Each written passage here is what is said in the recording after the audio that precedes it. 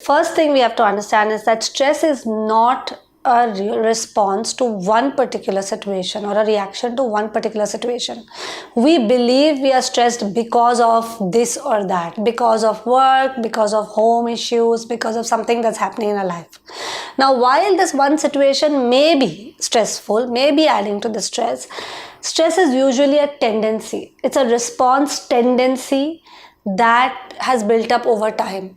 So it is very helpful to see it like that, to see that this is my way of relating to a difficult situation, not that a difficult situation has caused this kind of stress in me.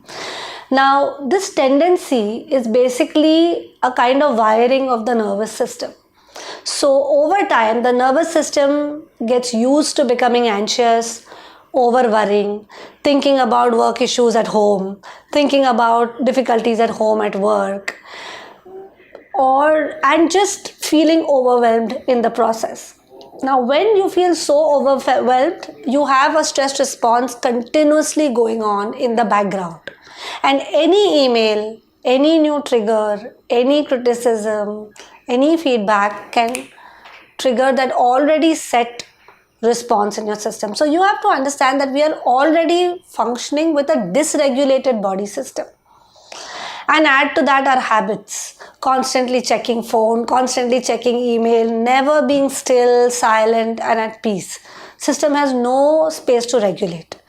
And then to run away from stress, what do? We party or we plan vacations, and that is, we think it's pleasure and it's going to substitute and take away the stress, but planning etc. adds a new kind of stress. It's still not relaxation, it's still not regulation, it's still a heightened stimulation.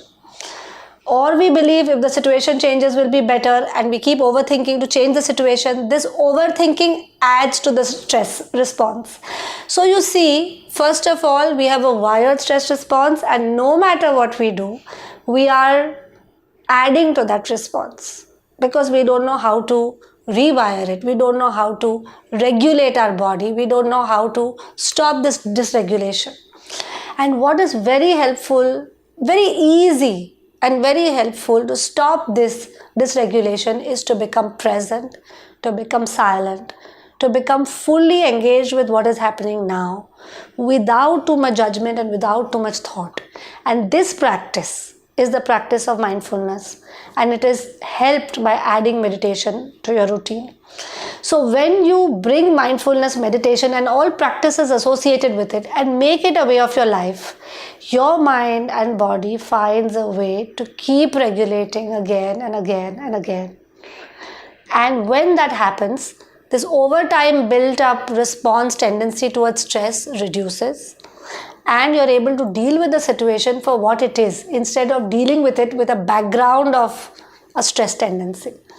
So that is why you have to bring these practices into your life, but they are not one-time things. These are practices. They have to be done over and over, and they have to be made a way of life.